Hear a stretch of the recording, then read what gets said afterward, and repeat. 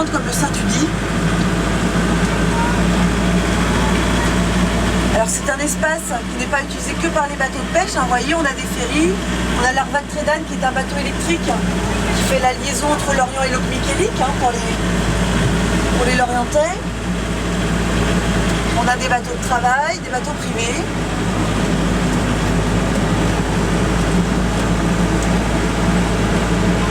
Alors on vient ici essentiellement donc, pour nettoyer la carène, pour éviter, pour nettoyer les coquillages et les algues qui peuvent s'accrocher à la coque et qui vont alourdir, freiner le bateau. On l'a dit, aujourd'hui on cherche à réduire la facture en carburant. Donc justement il faut bien entretenir sa carène et repeindre avec une peinture anti-fouling, une peinture qui évite que ces organismes s'accrochent à nouveau trop vite. Alors forcément quand on nettoie la carène, vous voyez les coquillages tombent au sol, la peinture également.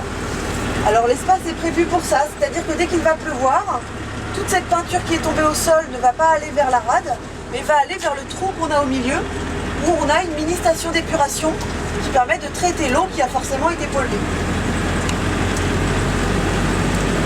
Alors on ne fait pas que de l'entretien de bateau sur cet espace, on fait aussi de la construction neuve. Vous avez notamment Kéroman Technologies, qui est un chantier naval créé par un des frères des Joyaux, qui vont faire donc évidemment des bateaux pour le coup la course.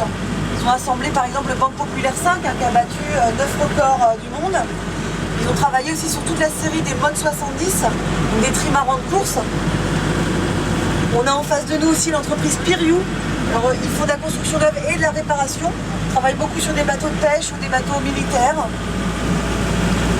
Et puis sur tout Kéroman, vous allez voir, on a des entreprises donc, de mécanique navale, d'électronique, et toute une économie qui va graviter autour de cet espace.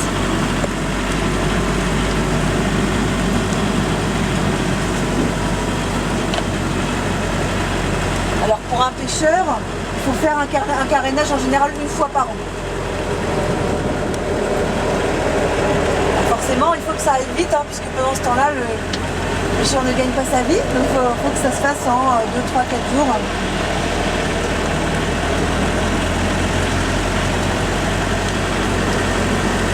Alors sachant qu'à la pêche,